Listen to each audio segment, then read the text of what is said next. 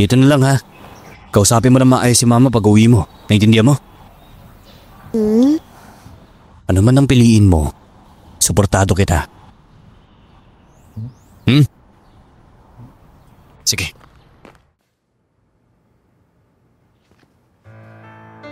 Anong ginagawa niyo? Jinger, bumalik ka na. Saan ka ba galing kagabi? Bakit di mo sinasagot si mama? Sino sila? Ikaw bang tumawag sa kanila? Nandito sila para ipa-uppers ang halaga ng bahay. Pipirmahan ko ang kontrata. Bahay to ni Papa! Hindi ko hayaan pakialaman niyo to! Lumabas kayo! Bata ka pa. Napakawalang galang mo. Bahay to ng mama mo. Inutusan lang din kami mula sa legit appraisal agency. Kaya, pakikalmahan lang. Huwag mong guluhin ang trabaho namin.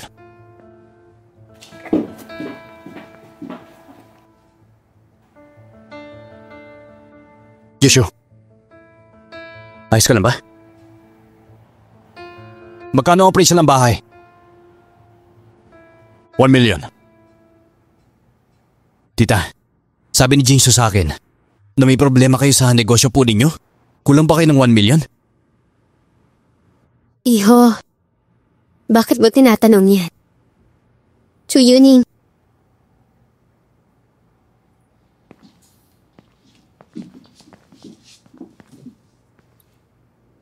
Jingsu, maniwala ka sa akin.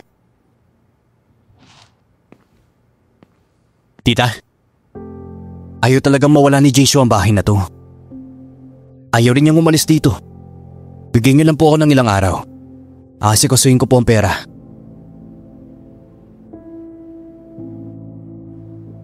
Ako si Chu Yuning. Baka narinig niyo na ang Chu Group. Kumpanya yun ng papa ko.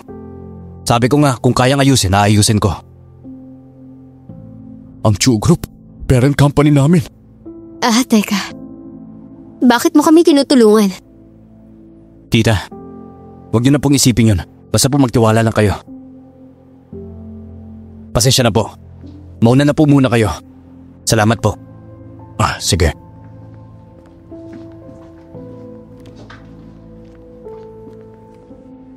Jingsu. Tita, pwede po bang bigyan niyo kami ng kaunting panahon ni Jingsu? Hindi po magandang pakiramdam niya.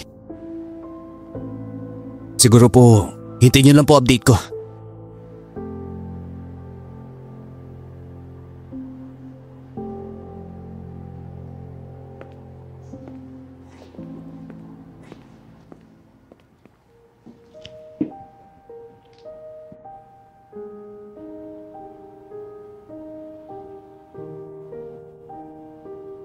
Huwag kang mag-alala. Hindi ko hayaang mawala ang mga mahalaga sa'yo. Hinding-hindi kita iiwan, ha? Pangako yan.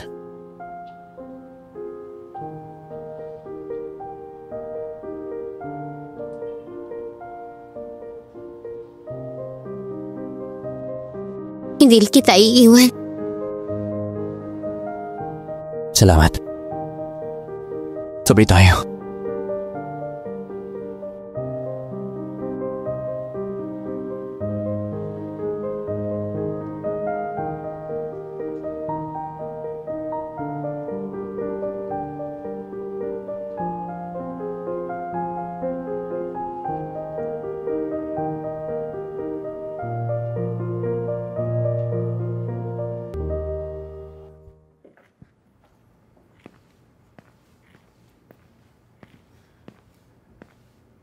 Pa, pairam ng 1 million. Ano? 1 million agad ang hihingin mo? Para saan naman? Wala lang din naman yun para sa'yo, hindi ba? Babawiin ko rin yan pag kumita na ako. Huwag ka nga nagyayabang sa akin, ha? Paano mo babawiin? Kailan mo ibabalik?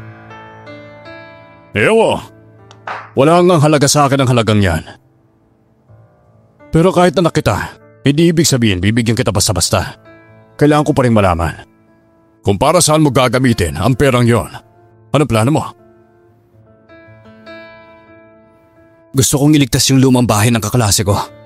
Siya ba yung si Su Jingshu, tama ba? Paano mo nalaman? Sinabi ba yun ng mga staff mo sa'yo? Anak, napakabata mo pa. Hindi lang to basta-basta 1 million lang. May problema ang stepfather ng babae sa negosyo niya. Kailangan nila ng puhunan. Tapos ikaw, gusto mong iligtas ang bahay nila. Hindi lang ito tungkol sa pera, kundi pati sa negosyo ng stepfather niya. Dapat mong ayusin yon. Kung hindi mo ayusin ang ugat ng problema, magkakaroon pa rin sila ng problema sa pera. Ibebenta pa rin nila yung bahay. Guess mo ba yon? Gets ko po. Pa, paano mo ako matutulungan? Asan yung pera? Hindi ko yun ibibigyan na libre. Hindi ko hayaan na tulungan mo sila. Negosyante ako. Hindi ako pumapayag sa talo. Pwede ko mag-invest para sa pabrika nila, kumuha ng shares. Tutulungan ko silang masolusyonan ng problema sa pondo. Pero may kondisyon ako. Anong kondisyon? Susundin mo ang plano ko. Mag-aaral ka sa Amerika. Umalis ka pagkatapos ng entrance exam. Sinasabi ko na nga ba lang kung sasabihin mo yan eh. O sige. Papayag ako. Ayos. Mag-aaral ka nga sa abroad pero hindi ka pwedeng umuwi dito kahit minsan lang. Hindi ko kaya yun. Pa, kaya ko mag-aaral abroad. Pero pwede ba? Habang nag-aaral ako, huwag naman sanang pigilang umuwi kahit minsan lang. Hindi mo na pwedeng kontrahin pa kung anong nasa kondisyon ko. Nasa iyo kung papayag ka o hindi. Pagkatapos ng ilang taon ng pag-aaral, graduate ka na. By that time, mas magiging mature ka na. Anong klaseng buhay ang pipiliin mo sa future? Sino man ang piliin mong makasama? Hindi na ako makikialam. Habang buhay mo na yon, ikaw na ang magdedesisyon. Pa, matanda na ako ngayon. Bakit tayo mo pa rin paniwalaan ako ha? Ang akala mo lang matured ka na. Pero sa totoo lang, kapag may problema, wala ka pa rin magawa. Yung babae na yan, pansamantalang bugso ng damdamin mo lang yan. Dumaan na rin ako sa ganyan. Kapag nalagpasan mo na yan, maiintindihan mong lahat ng sinabi ko. Para sa'yo lahat yon. Sundin mo lang ang plano ko, pakiusap. Wala kang pagsisisihan sa buhay. Yung desisyon ko ngayon, hindi ko naman pinagsisihan eh. Please lang, huwag mo namang kontrolin ng buhay ko. Ito na yung mga kondisyon ko. Nakikiusap ka pa sa akin, final na nga yun. Paano mo gustong pumili? Desisyon mo yan. Bakit kailangan mo pa akong pilitin? Sabi ko na nga hindi ko kaya eh. Nini!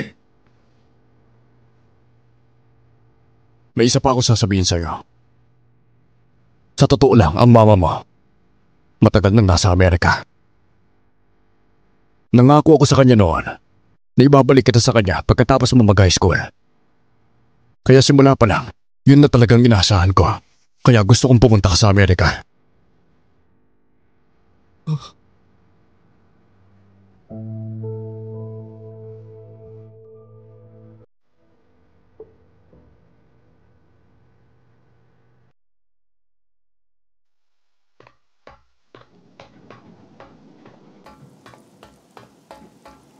Uy, nagpapabasa ka dito eh. Tayo na, tayo na. Tayo na, dali. Naririnig ko magdamag ka raw kay Jingshu. Hindi yun ang iniisip mo. Walang nangyari nun. Ah, okay. Basta ako naniniwala ako sa'yo. Bakit para kang tanga dyan? Alam mo ba, may problema ang pamilya ni Su Jingshu. Ako lang ang pwedeng tumulong sa kanya. May kondisyon si Papa sa akin. Anong kondisyon naman? Papaaralin ka niya sa Amerika? Ngayon, bumalik ka na lang pag okay ka na. 8 taon akong nandoon. 8 taon. Lahat ng koneksyon dito sa bansa, puputulin lahat. Bawal na umuwi. Total cut off. Kasama ako dun? Siyempre naman. Hindi mo pwedeng tanggapin yun. Hindi ka pwedeng luwag. Ano bang magagawa ko? Kung wala na yung lumang bahay ni Su Jingsu, saan siya titira? Papalapit na ang entrance exam. Paano kung bumagsak si Su Jingsu sa exam? Anong gagawin niya? Araw-araw, para akong tinutusok ng tinutusok araw-araw. Wala na. Wala na talaga. Nangako ako sa kanya. Nangako ako. Sumo yan. Sabihin mo, anong dapat kong gawin?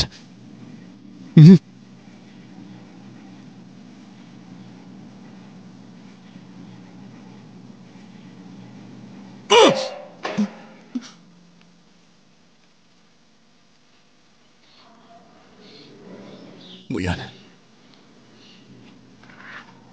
Tulungan mo akong itago tong sikreto.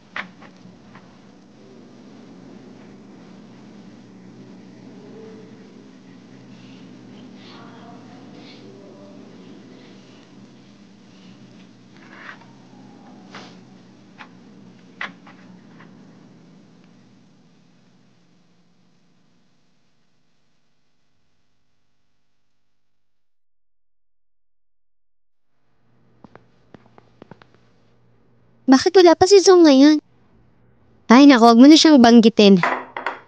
High school pa lang siya. Dapat pag-aaral ang pinagtutuunan niya ng pansin. Ikaw nga nang seryoso ka mag-aral. Siya araw-araw. Puro pag-ibig lang iniisip niya. Normal lang yan sa kabataan, walang muwang. Ganun talaga. Ay, hayaan mo na. Ikaw pa rin ang pinakamagaling. Hindi mo naman ako kasama noon pero nag-aral ka pa rin ng mabuti. At saka, wala namang masyadong tulong si Mama. Ako pa yung naging pabigat sa'yo. Ay, pero kahit na ganun, alam mo, malaki ang pasasalamat ko sa klase mong lalaki. Buti na lang tinulungan niya ako.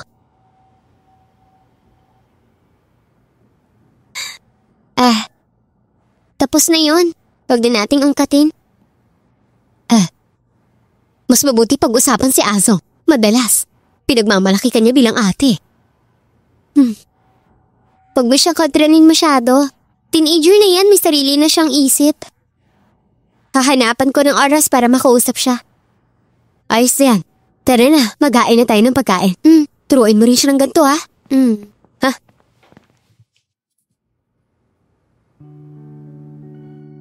Kapag kabataan, sino ba namang hindi magmamahal ng todo?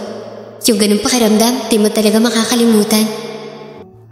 Kasi, yun ang pinakapurot, pinakamagandang klaseng pag-ibig. Salamat sa pagligtas sa lumang bahay ha.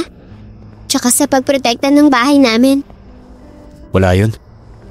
Pinotektahan ko lang yung tao mahalaga sa akin.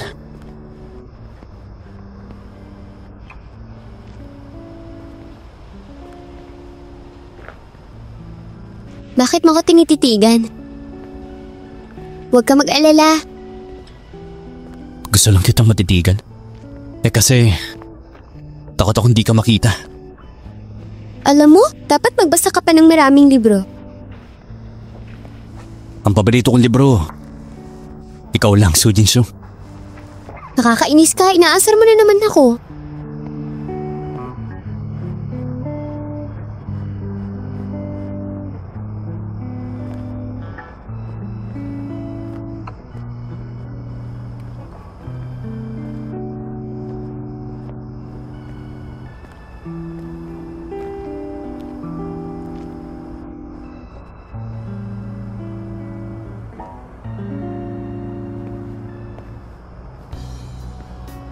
Sige na. Hanggang dito na lang hatid. Kita tayo sa graduation ceremony ha. May bibigay ako sa'yo. Ano yun?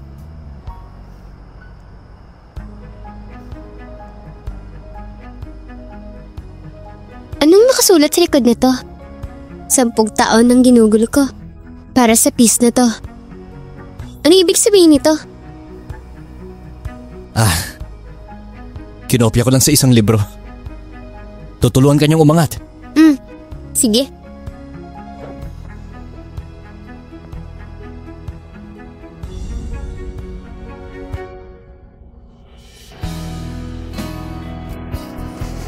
Huwag kang gagalaw.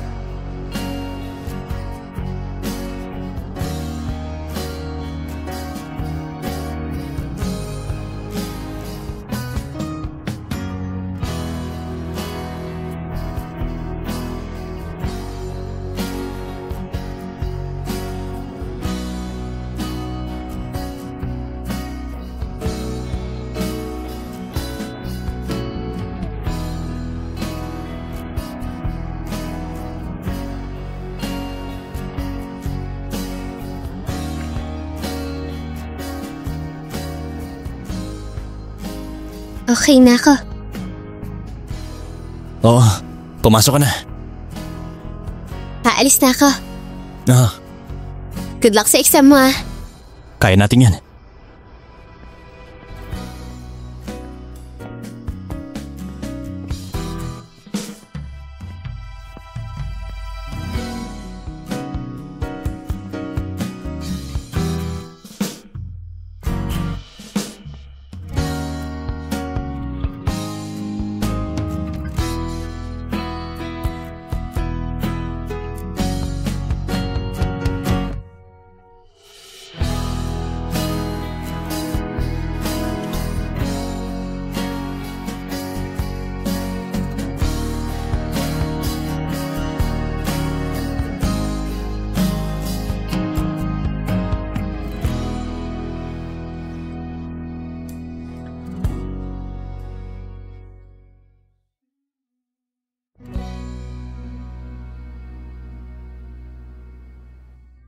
Happy Graduation Day! Woo! Yeah! Congratulations, ha? Tushu!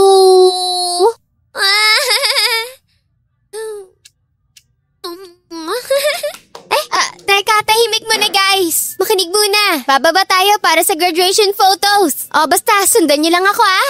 Okay po! Tara! Si Chu Yuning, nakita mo ba siya? Wala eh. Hindi pa siya nagpapakita ngayon.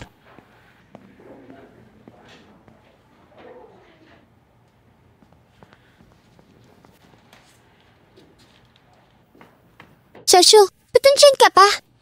Si Chu Yuning ewan ko kung saan nagbuntay. Hindi siya makita. Enjoy muna tayo. Hindi pwede yan, nag-message pa ako sa kanya kagabi. Late ka na kasi. Baka papunta pa lang siya. Hayaan na muna natin. Picture muna tayo for memories. 1, 2, 3.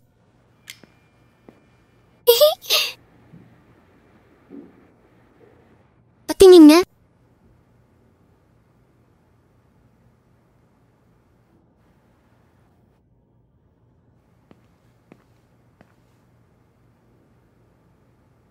Nagpe-picture kayo? Oo, Sama ako. wait muna. Ay, alam mo ba kung nasan si Chu Yuning? Alam ni Sumo yan. Uy bro, kalma ka lang. Wala naman siya. Wala kang puso.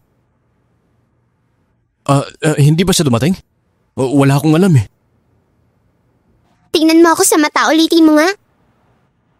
Wala talaga akong alam. Aray! Sakit naman eh. Kahit kurutin mo ako, wala pa rin. Xiao Shushu. Alam ko nagsisinungaling siya. Kita ko sa mata niya. May alam talaga siya eh. Magsalita ka na. Muyuan. May nangyari ba kay Chu Yuning? Sabihin mo na lang please.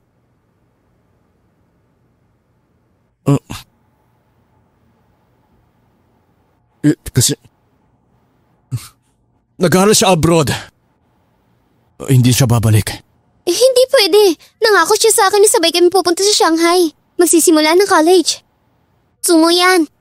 Huwag mo ang takutin si Sushu. Sabihin mo kung ano nangyari. Hindi ako nagbibiro.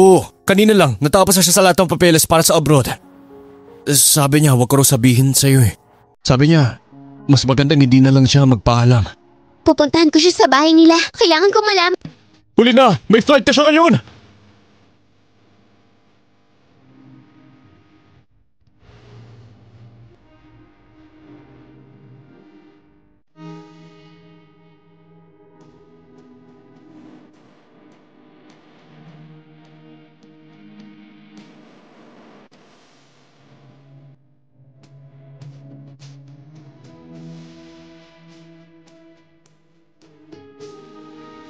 Chuyuning, hintayin mo ako.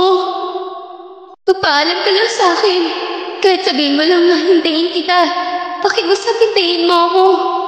Huwag kang umalis.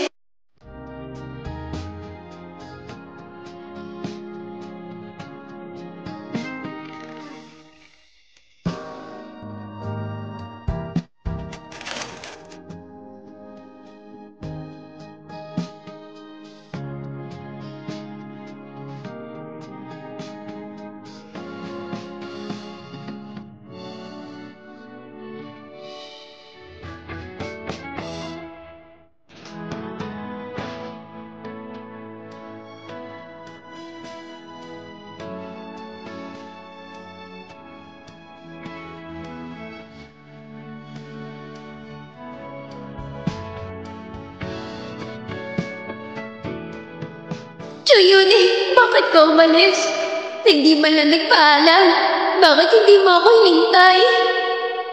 Kahit gusto mong umalis, bakit hindi mo ba lang ako hinanap sa huling sandali?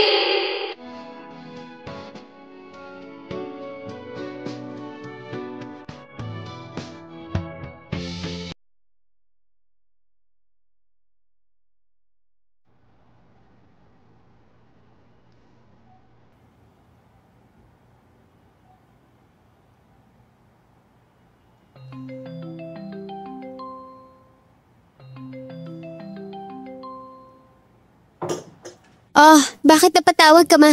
Umuwi ka para kumain mamaya, ha? Hindi ako uuwi eh. Kailangan ko mag-overtime ngayon. Baka gabihin ako. Doon muna ako sa bahay ko.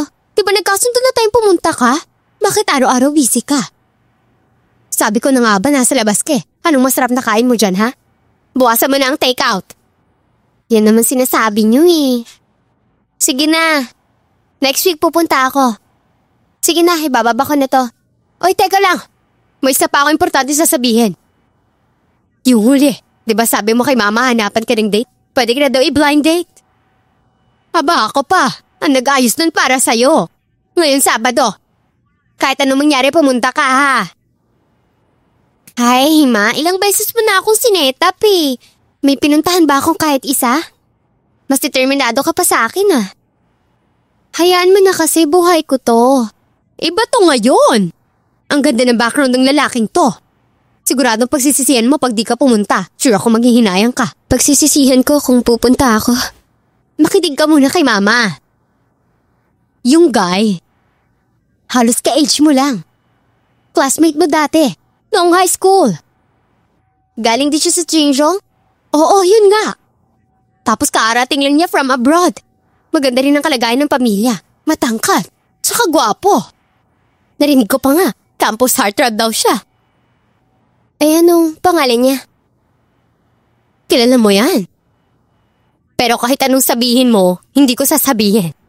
Kung gusto mong malaman, pumunta ka na lang sa date niya sa Sabado. Isisend ko sa iyo yung address. Paano na nga yun? Paano gawin to? Ang hirap naman. Balik ka muna, tapos i-long press mo.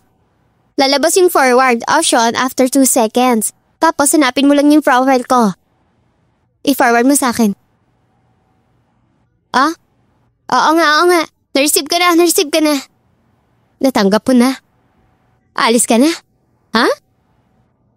Ma, nililoko mo ba ako? Akala mo ba wala akong alam? Sige na, bye na. Magluluto na ako. Mag-iingat ka dyan. Sige. Bye-bye. Bye, Ma.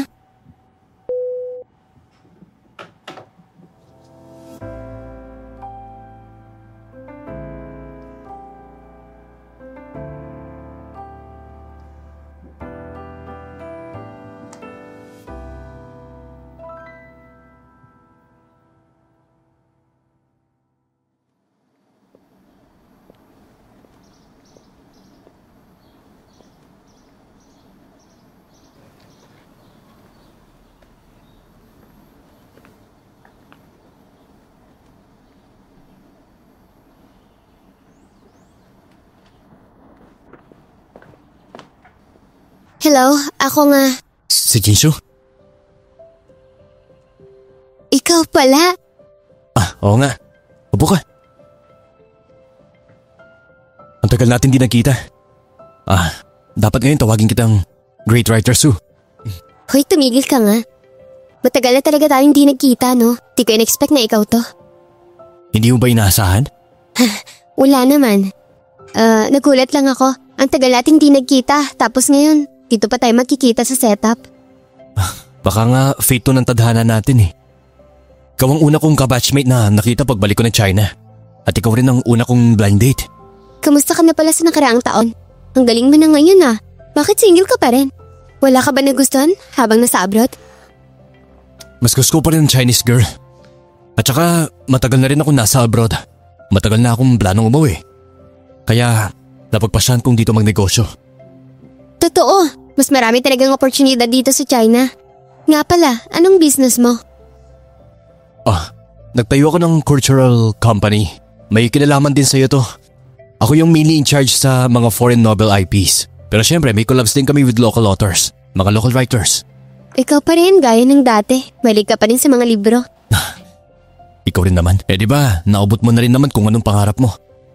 Congrats pala. Pero nung sumali ka pa lang sa contest noon, alam mo ba, naniwala na akong kakayanin mo. Grabe, sobrang thankful ako sa iyo noon. Kasi yung guidance mo sobrang nakatulong sa akin. Walang anuman. Para kang unpolished gem. Konting hasa lang, magiging tunay na alahas ka na. Su Jingshu, pakakasalan mo ba ako? Ikot-ikot lang ang tadhana, pero hindi ko naasahan dito tayo makikita. Naniniwala ka ba sa ganito? Na tayong lahat ay parang kaluluwang kalahati lang na naghahanap ng kabiyak natin. Sa tingin ko, ikaw lang yung kabiyak ng kaluluwa ko.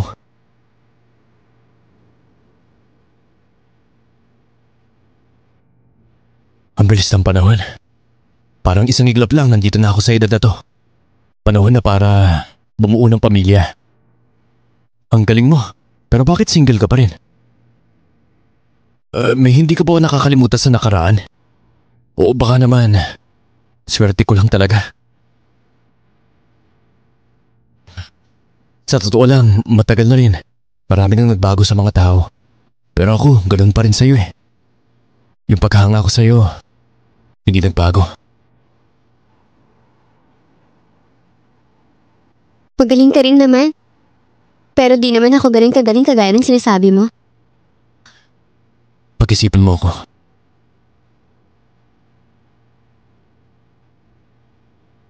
Bigyan mo lang ako ng konting panahon. Sige. Hintayin kita.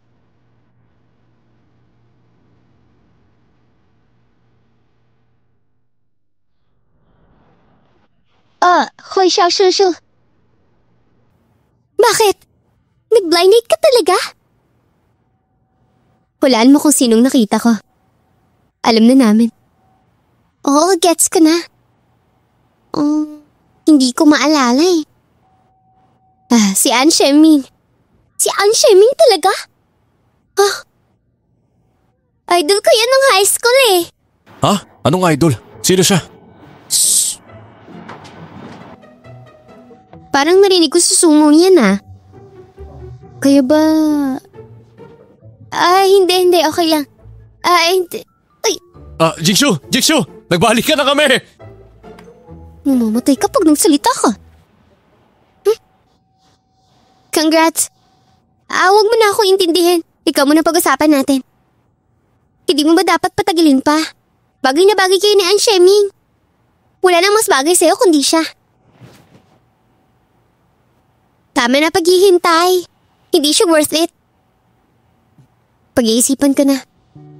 Gusto ko nang tuluyang magpaalam sa nakaraan.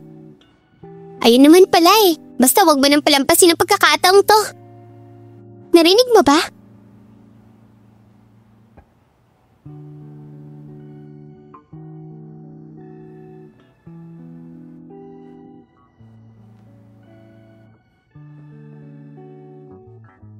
Sampung taon na agad ang lumipas. Ikaw ngayon, nakalimot ka na sa akin. Kahit ano pa man, basta masaya ka, masaya na rin ako para sa'yo.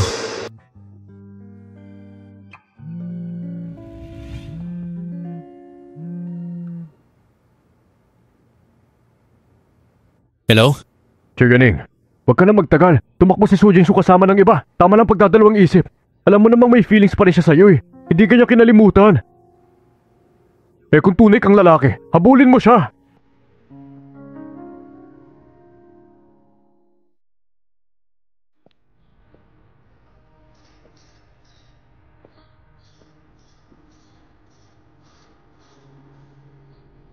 Chuyun, nung umalis ka, naiwan ka pa rin dito sa puso ko. 10 taon na nakalipas. Panahon na para tuluyan kitang bitawan.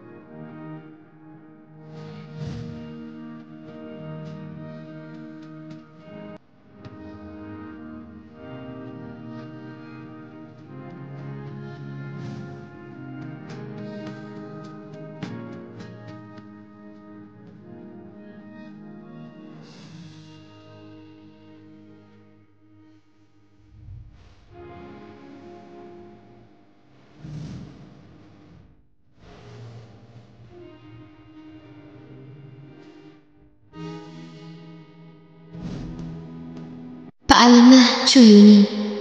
Paalam sa ating kabataan.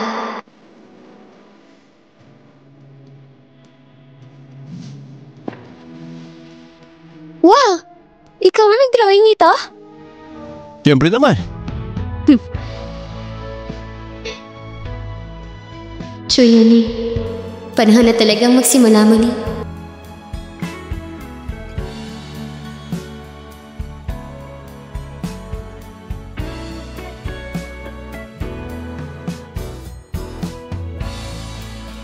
Mahilig ka pa rin ba sa candy?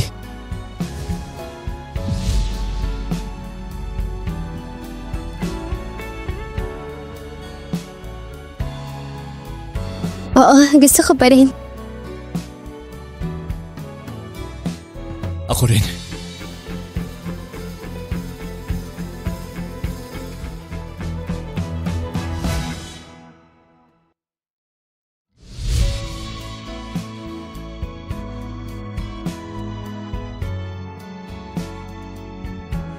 Nung high school ako, advisor ko naturo sa akin na hindi ko pa talaga nasusubukan makita ang mundo.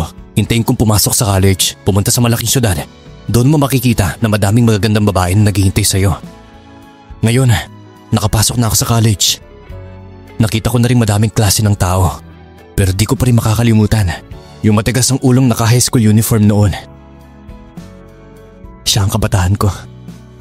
Siya rin ang gusto kong makasama habang buhay.